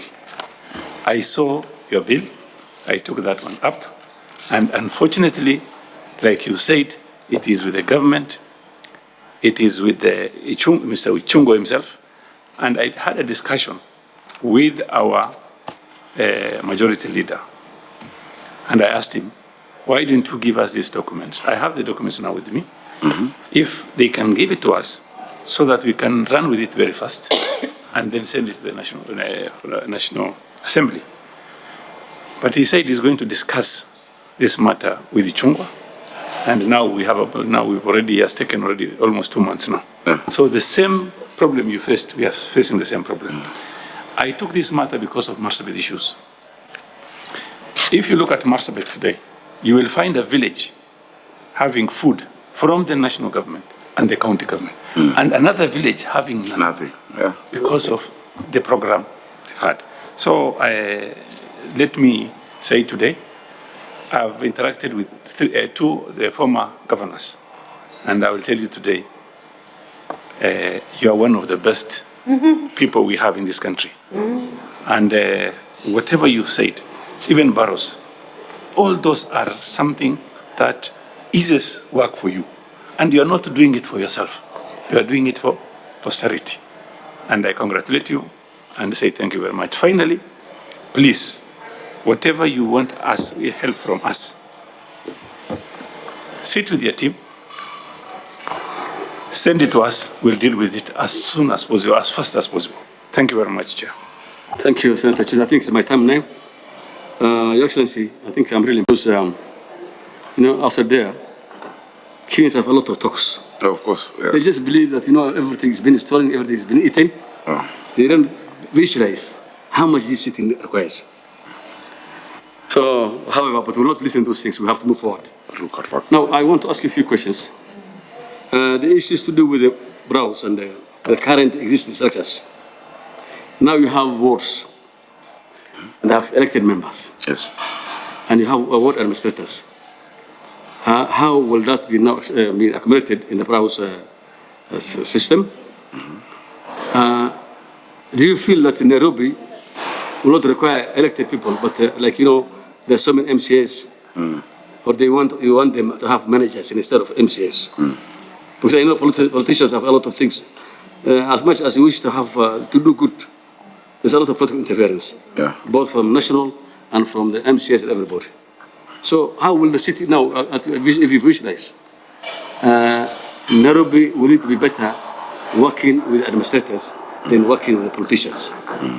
The other one is, and then the one I asked you, how will this now be accommodated, the MCAs and the ward administrators? What that means, with the browse. The other one is actually the biggest challenge we have in this city is road transport. As the writer said, or somebody said, if you have, like other cities, there are a lot of trams. You have a tram and then it's very efficient. You can be able to reach wherever you're going in time, without much ado. But what is happening in Nairobi today, these small matatus of 14 seaters and these things, everybody is actually running around. That you cannot be able to go to where you want to, wherever you want to go in this city. One other thing is, I want to also to commend you for the school feeding program. Surely, even in my place, I know, and the number of students went to school, the number of students that are going to school have increased, double, or not even triple, just because of this feeding program. I know you have so many city dwellers, you have a lot of informal settlements. Children don't go to school because if they cannot even get one meal in a day, then they will not even bother. They'll just hustle around, scavenging around. So I think I want to thank you for that. I think a very wonderful job. One other thing is there was an issue to do with borrowing money. If you want to borrow money from the multinationals or bilaterals, if you're given the independence to borrow money, are you having the capacity, or you still need the the input of the national government. And at what level, maybe, you know, knowing that your revenue collection is not as big as you expected it. I know the money is there, but of course collection is actually there. I mean, limited because of maybe limited manpower. There's a lot of seepage. We know what's happening in the cities and other places. Yeah. So if today you're given the go-ahead by the national government to borrow on behalf of the city, will you be able to meet the demand? I mean, the payment demands. Thank you. I think those are 3 questions I want to ask. And then this issue of diaspora. You said diaspora. Yes, money. yes, diaspora. That the many of them want to invest. Yeah. What is the challenge? Why are they not able to invest? Is it because that the facility is not allowing them, the conditions are not allowing them? Is it because it's being controlled by other external forces? Okay. Yeah. Thank you so much, Chained Words. Sorry, one more thing. Okay. There are so many informal settlements in the city. Yeah. What is the plan? Is there a plan for you to record this city, informal settlement to other places? So at least you can be able to manage the city properly. Maybe at the periphery of the cities, maybe the other brows that maybe areas like Hijado, Kiambu now, that's almost the city, part of the city now. Because if you have the same settlement, I think we will not do much. And so is there any plan? Thank you. Thank you. I think we should be having this engagement more often. Yes. Because the house that protects us should also know what we are dealing with. Yes. And what we're going through. You know, sometimes most governors see interactions with the Senate as being adversarial. Exactly. Yet it shouldn't be. You know, and that is why I'm happy to be on the 12th time. And in fact, I even hope we can be able to one day do a retreat so that we can go deep into these issues with our technical teams and your technical teams. Yes. I would also want to invite you. In fact, I'll invite this committee to Nairobi County because you need to be able to take stock of what we've done with devolution as a devolution committee. Yeah, I think that what I appreciate is that maybe we can be able to see some of the activities. Yeah, some of the things. Yes, for the committee to go around with you. But I'd want you to see. The witnesses and yes, you know, to witness the changes. Exactly. The County Government Act provides for customer service centers, client service centers. Yes. I'd want you to come see our Nairobi Customer Service Center that we created at City Hall Annex. You'd think you're in a banking hall somewhere, you know, with technology, and to see, you know, just the attempts. People assume things about Nairobi. I didn't know, by the way, despite being senator, I never knew Nairobi had no ICU. There was no ICU. Yes. I was chair of the COVID committee going around the country asking Isiolo, why don't you have an ICU? Why don't you have? But Nairobi didn't. Yeah. Because we see Kenyatta, we think Nairobi is okay. But Kenyatta is not a county hospital. It's a national referral. And we have 124 hospitals. But I've done the first ICU. I've done 2 now. And neonatal ICU at Mbagathi, the first eye hospital, a place like Pumwani, the lifts last worked when I was born, you know. So there are many improvements I'd want you to be able to see. But let me answer questions, maybe starting from the last. The informal settlements, our plan, Nairobi has the highest number of informal settlements in East Africa, possibly on the continent. And the plan the president has around housing is the solution. The city itself, we have our own urban renewal plan. We are developing 7 estates. The old city council estates that you'd find on 1 story. I'll give an example like Woodley, for instance. Part of Woodley has 42 houses. Yes. We have 100 acres in Woodley. The 100 acres has less than 300 houses. We started with the first 10 acres. In that first lot, actually in the first 5, there are 42 houses in the first 10. I'm able to provide 1975 houses from that space. 1,975 houses. That is the plan that we have, for instance. So those 42 become 1975. In fact, from that 10 acres, we free up the other 90 acres. And we can be able to develop. So the urban renewal plan we are doing, and the process is decanting. And so, for instance, if you go to Kahawa, Soweto slum, and you get some acreage of land there, with the first development of 1,000 houses, you can move all of the families and eradicate the slum. I don't believe in slum upgrading. I'm sorry. You can't upgrade a slum. There's no first-class slum. You must do slum eradication. Slum eradication is the only way to go. These improvements in slums, for me, there's no dignity, no matter how the place looks like. If you're sharing one room with your children and your wife has to go shower in a communal shower outside there and there are men, and there's no dignity. And if you see what our people go through in this informal settlement, it's terrible. A child of 5 years old, 6 years, there's nothing they don't know, which is unfortunate. So that's the plan. So we're partnering. So they're the ones we're doing, and also the national government is doing. But we've agreed with the president that even in some of our estates, because now he has a fund, there's a national now fund that is there. We don't have a fund. So ours is with the private sector. So we come, we value the land, and say this 10 acres is available for development. When you do it, you give us back our units as a county, and this one you provide for social and for affordable housing. But now with his fund, he can be able to pump in money. What he needs is land. We're asking for rethinking some areas, like Isili Airbase, for instance. If you look at Airbase, it is bigger than the whole of Isili and everywhere around. It was created to evacuate a president in terms of emergency.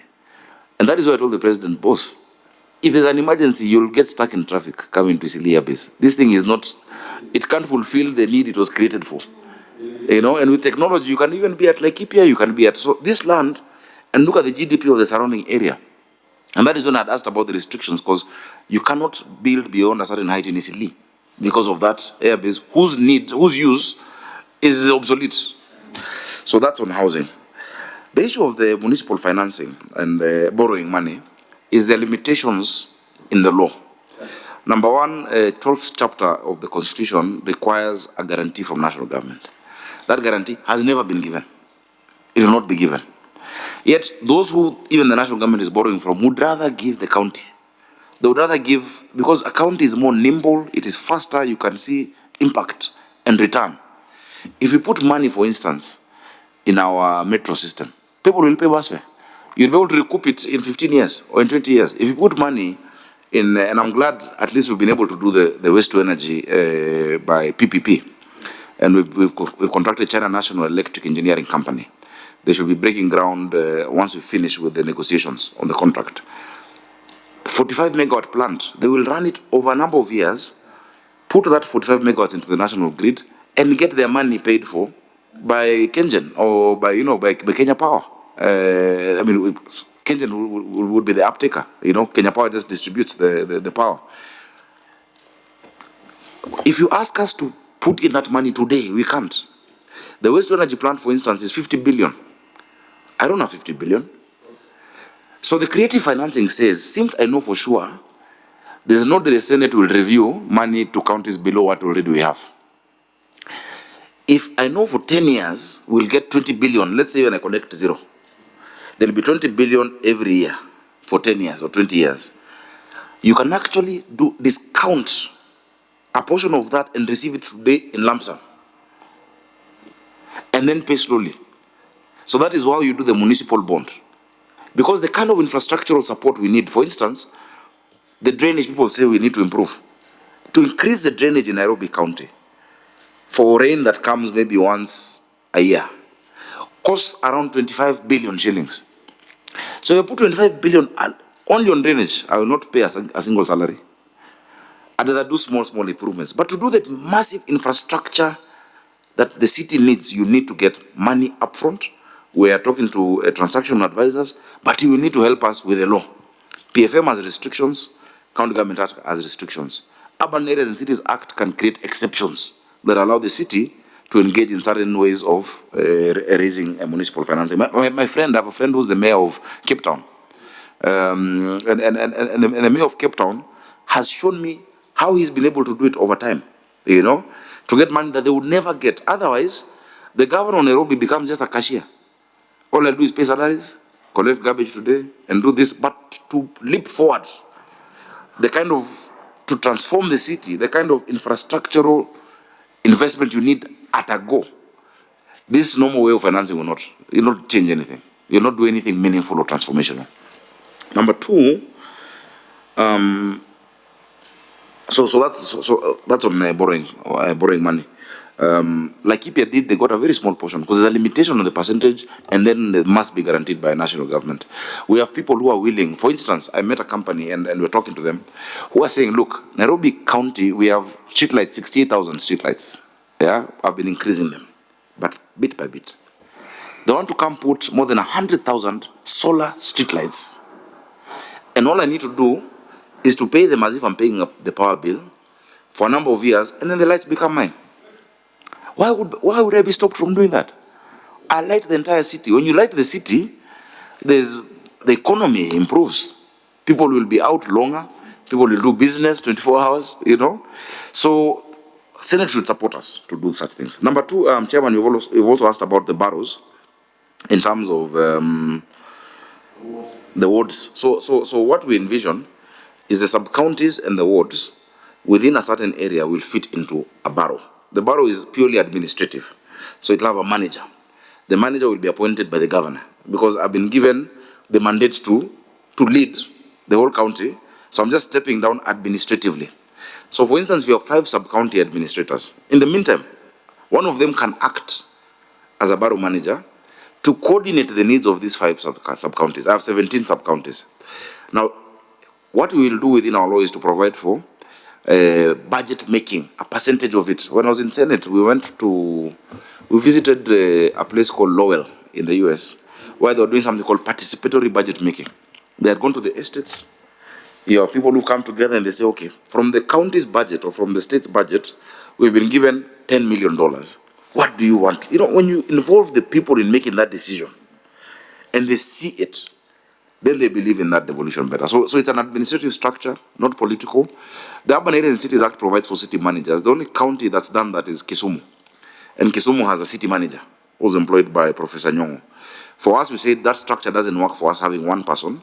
We want to have the 5 borough managers, the 6 borough managers as city managers, and they will report to my deputy governor, enough to coordinate all of them. So also your deputy governors are not idle. You know, you've seen many counties with issues between governors and deputy. Wanasoma tu gazeti nakula mandazi. Mine is very busy. He's in charge of markets and now the borough system. Number 2, so even the transport system, we have 5 lines of BRT that we're doing. It was stuck. Namata was created. It never moved. I realized in the public notice for Namata, the vice chair of the council is the governor of Nairobi. And so I went to the chair of the council, the minister, and we've revived it. We've had new board members appointed to Namata because rail is seen as a national function in the 4th schedule. So since it's a national function, we can't invest in rail, but Namata, as a body between national and county, can do it.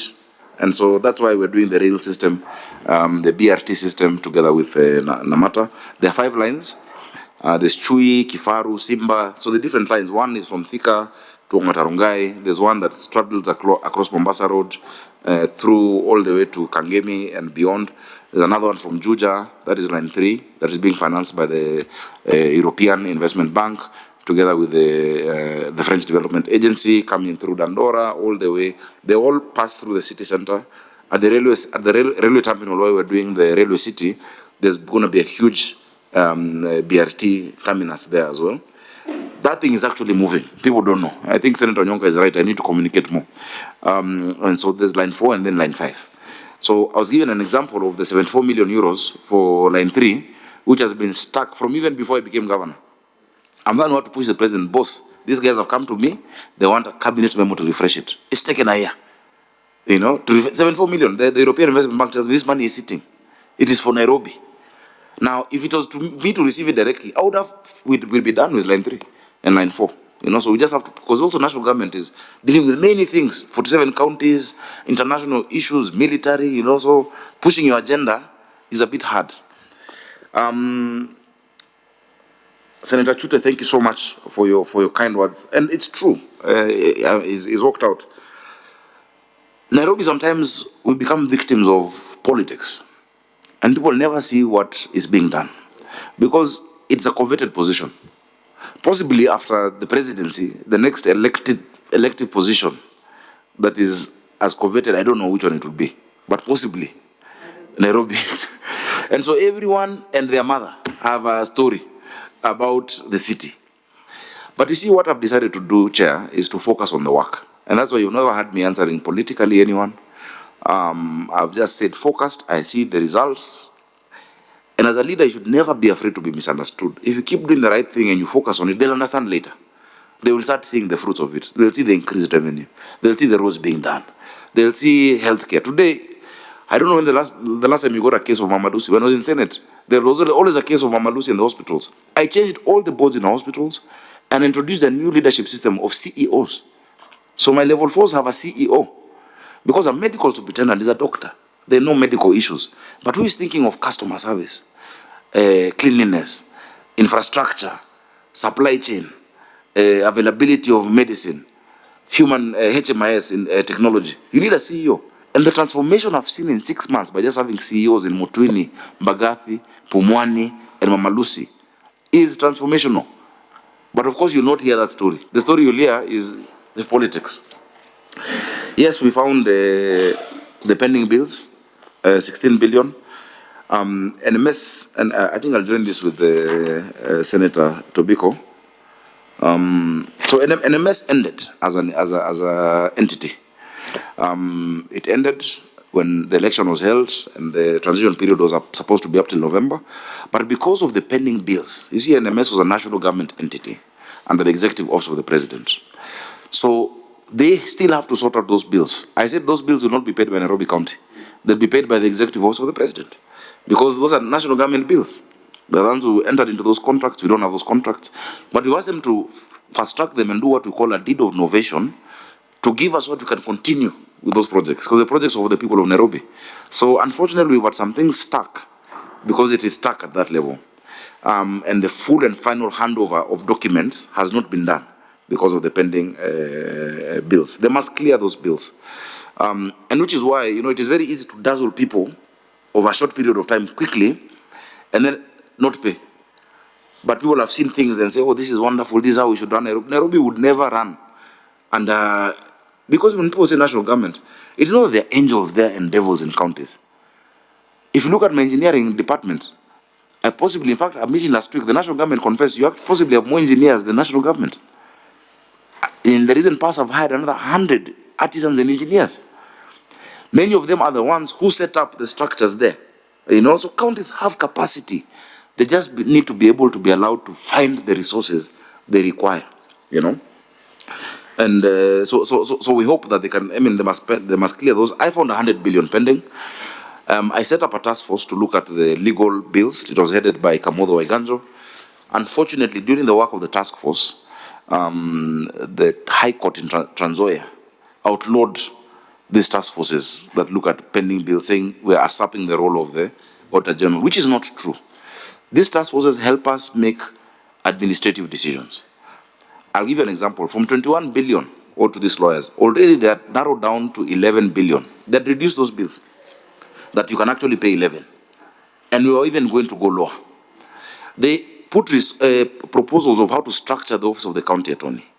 Instead of paying these lawyers huge amounts, one lawyer is usually $1 billion, 500 million, put them on service contracts to serve the county and get a retainer of a certain amount.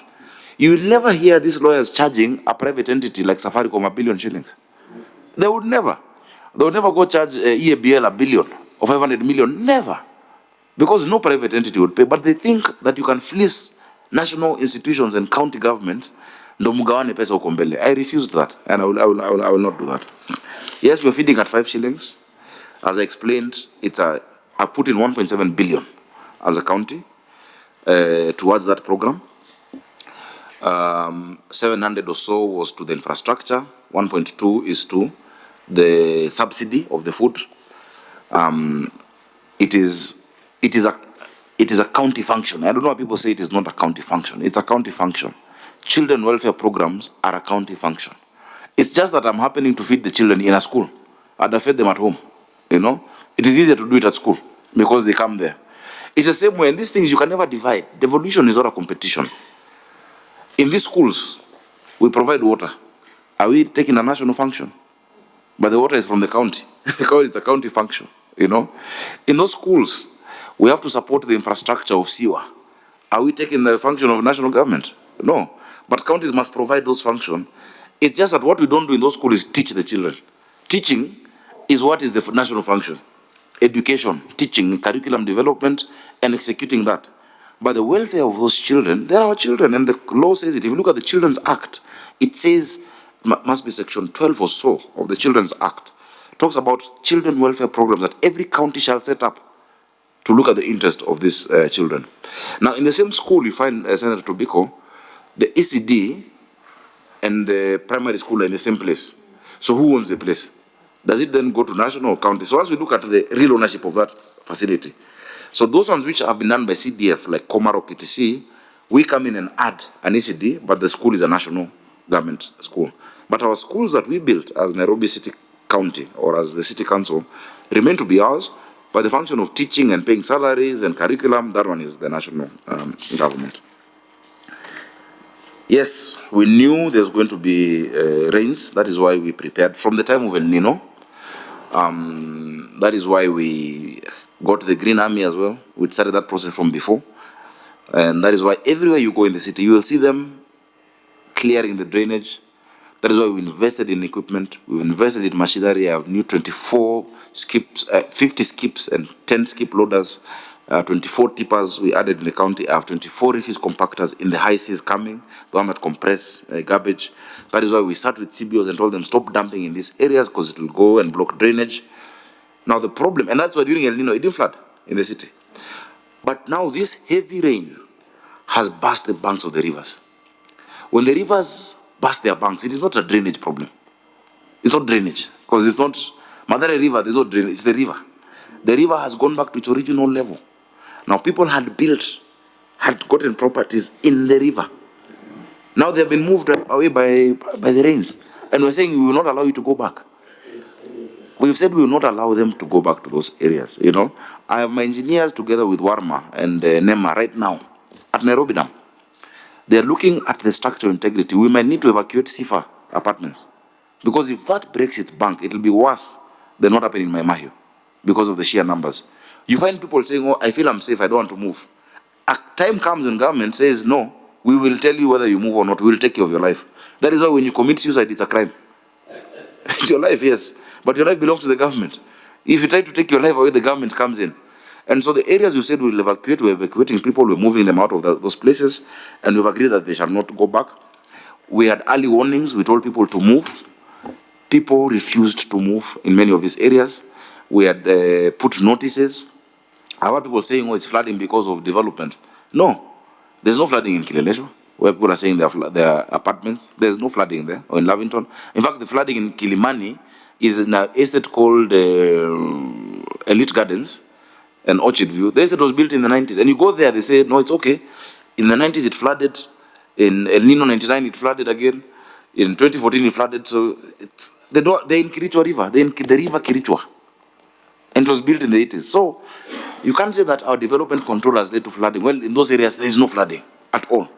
It's just the Arboretum Junction because of a blockage, which we cleared. And it went. So that can never be the reason why there was flooding there.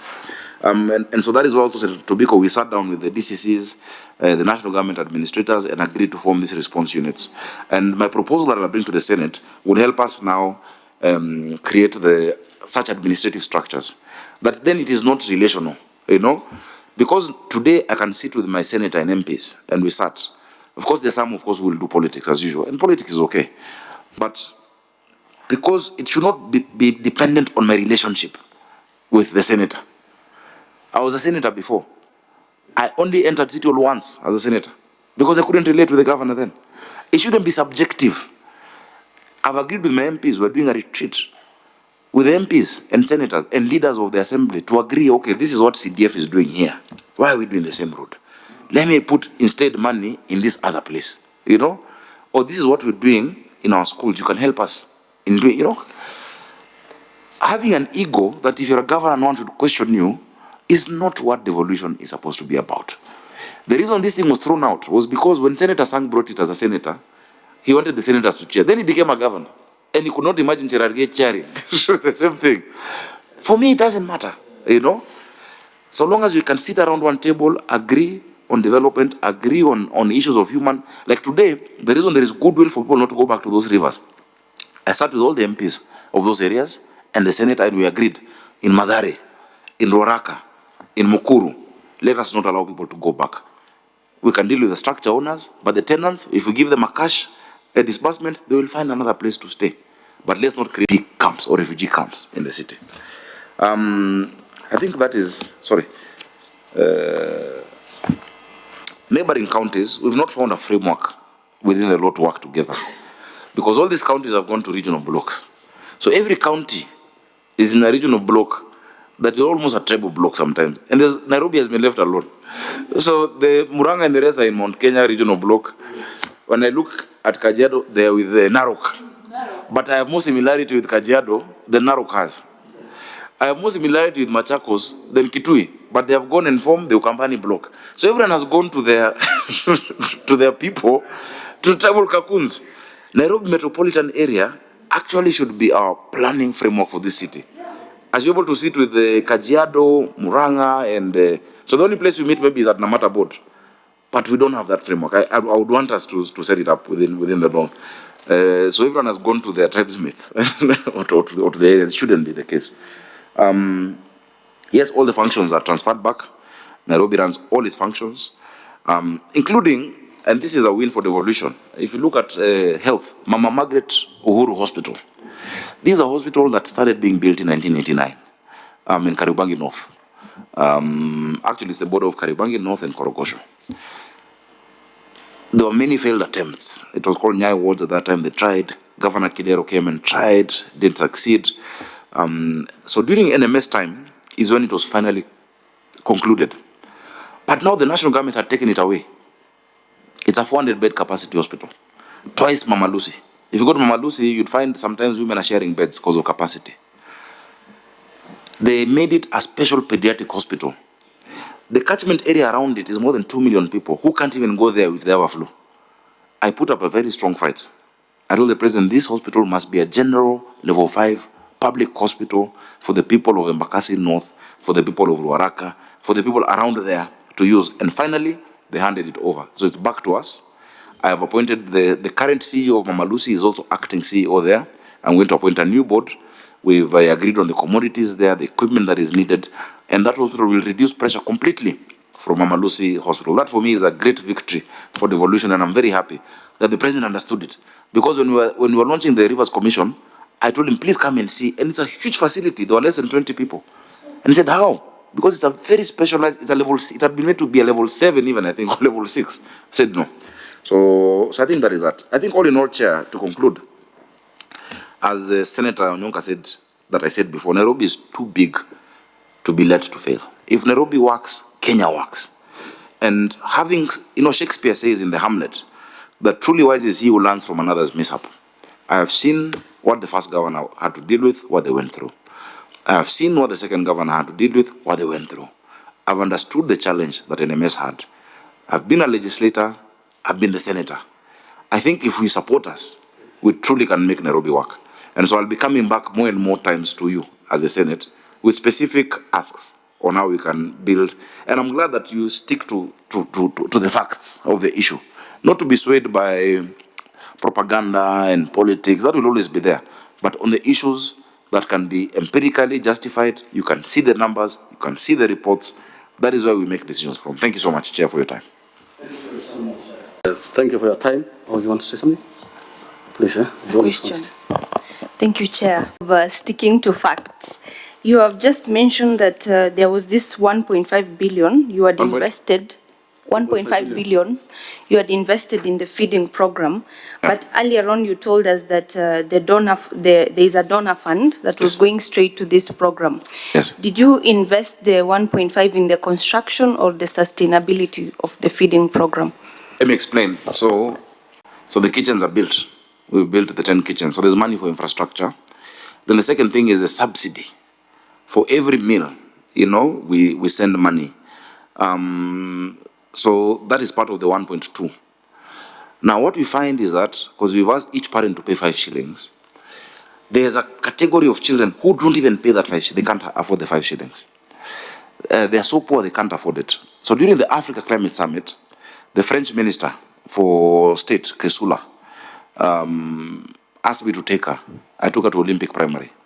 She saw the feeding that is going on She was so excited. She learned about Food for Education, which is the entity that we work with. Food for Education had started in Ruiru. When I was senator, they were in Dagoretti South in one school, Mukarara Primary.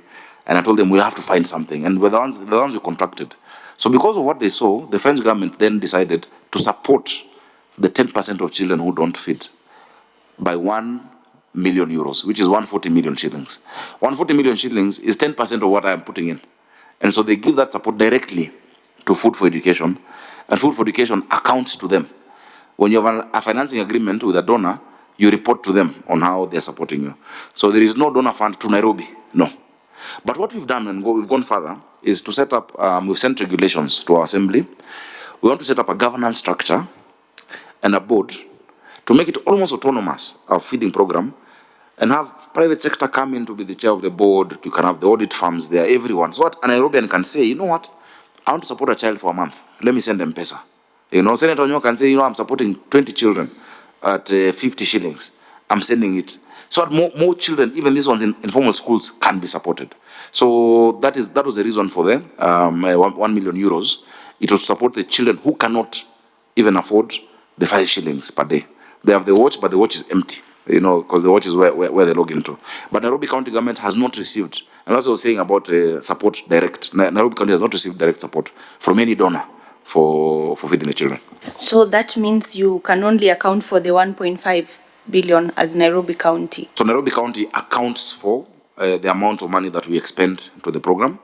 But our implementing partner, if you look at the agreement, at the end of the financial year, has to report back to us and say, these are the number of children I fed. Actually, that they do daily, but they have to give a financial account to Nairobi County on everything they have received, whether it is from donors, whether it is so long as it's for Nairobi. Remember, they're also feeding people in Mombasa.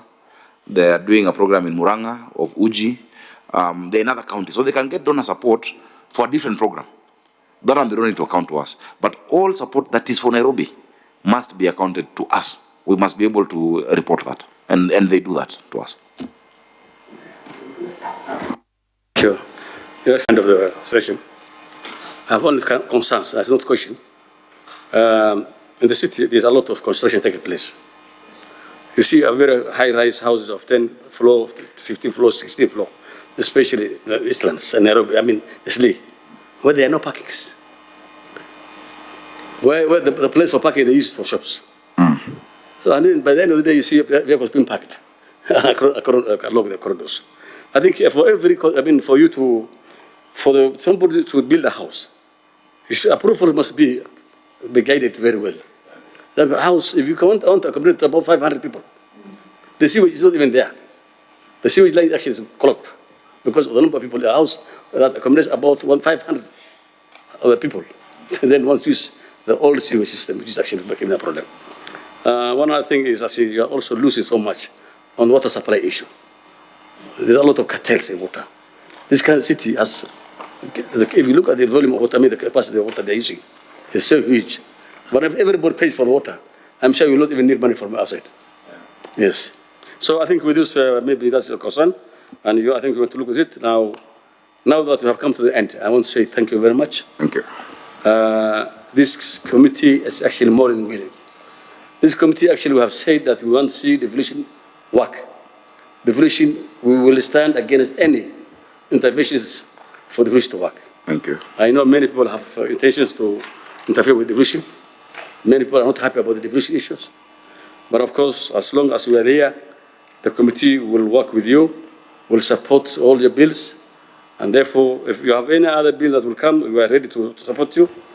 And we are willing to visit all some of your programs. Yes. So at least we can be able, you know, with the negative publicities, is so much. But of course, I know we are also politicians. It will always be there. We understand these things. This one will always be there. Yes. For as long as Nairobi exists. I think you will develop a program with our secretariat so they can reach you to go around the city. Then I think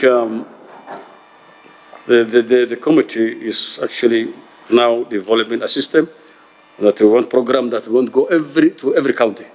Now that we're in the third county government, then we want to see how devolution has worked for people. and want to see the programs that have succeeded. So at least we can learn lessons, and then we can be able to support. If we, I'm sure that the guys who are spending money less than 6%, less than 2% in development. And you know, when we look at it, it's actually not what is supposed to be done. We're also trying to create, to increase the money for development. We are trying to increase, actually now as it is, the Senate has passed the bill, but I know it's going to be for contention. There will be a lot of contention. Because SRC has given, CRA has given their own amount for the counties for the coming financial year. The National Assembly has given one, and the Senate has given 415 billion. Yes. So hopefully the Senate will take the day. And then, that negative business of saying there's a lot of stealing and a lot of doing this, it must be stopped. It must be. Chair, on behalf of the Council of Governors, allow me to congratulate the Senate. Allow me to congratulate the Senate for, I think, what you did, was it yesterday or the day before, in terms of division of revenue. I'd really ask that costing is done. But also, that the Senate, when you stand to protect counties, this notion that there is stealing in counties without facts is also what you must protect against. Because there's an idea that you think governors just sit and have drawers of billions and they're just, taking money. What about stealing elsewhere? Look, you're talking about 15% of the budget, look at 85. No stealing is justified, none of it is. But how you kill devolution is first give it a bad name, For me, I've had so many stories. Okay, name me one allegation of a shilling and to what account and where. And there's never anything. But it's politically, it's become fashionable to just say, oh, there's theft. But you cannot prove any fact, or you cannot even show, where that theft is. I think for counties and for my colleagues, I tell them, the way to disprove that is just by working. Just work, and then people will see where the money is going. Because there's no one who will believe, okay, so Sakaja is collecting more than even NMS collected. The revenue has entered the account, we can see it, it's higher than before. Then we can also see children are being fed. Then we can also see roads. So is he a magician? So where is he stealing? Is he a magician? He's building markets. He's doing all of these things. So I tell my colleagues, how you disprove theft is by actually doing the work. So I'm very grateful, Chair, and I hope you'll honor our invitation. It's strange for a country to invite the Senate. Maybe you can now just invite, I don't know. But I'd want to show you. Is it possible? Yeah, I'd love to. Oh, I'll be very happy for you to come. Yeah, for you to see some of the things that we're doing. Yeah, because you've been there and you've seen it. That's why we're saying. Yeah. We want to do it for work. For work. Yes. I'd love that. And that's what I'm saying. That I think governors should work with the senators and MPs, so all leaders, so that at least they can witness what's going on. But if you live apart, then that's a speech of always saying the governor is stealing, the governor is not accommodative. So what we want to create is now with that rapport of working people together, working together for the interest of Kenyans. So this business of working governors, some of these governors become so inaccessible. They cannot be accessible, some of them. Yeah. Want to change, yeah? I ask one question. Yes, please. Governor, the 5 shillings you're talking about, and then you say the subsidy is 1.2. Is this yearly? And if we are giving 5 shillings, if they are paying 5 shillings, what is your subsidy per person, per child? A plate of food cannot be food ranges between 45 to 50 shillings.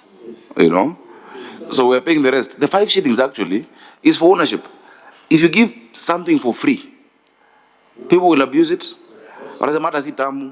It's just for their ownership and for them to be part of it. It's not because we can actually do it for free. But people must own it. And people must also not see that we are glorifying poverty. You shouldn't do that. That parent must work hard to also look for that 5 shillings. So that's why we're telling them, pay 5 shillings. Initially, the feeding program that was there, it was Mukara Primary, by Food for Education. The amount was between 15 and 20 shillings, that the parents would pay. They have many other funders. The Children Investment Foundation Fund, CIF, are supporting it. CIF are also the ones supporting CHPs across the country.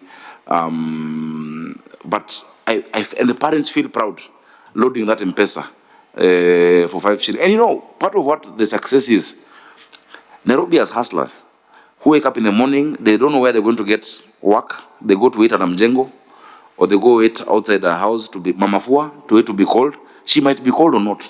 But you know, the relief these people have, that whether or not I'm called for the Mjengo, or whether or not I get to Fua, my children have eaten. And they are full. You know, even stress levels have gone down. I think we should start looking at other indicators like happiness, stress levels reduction. I'm sure this feeding program is doing that. So I really want to scale it up. And I wish many more counties could take it up.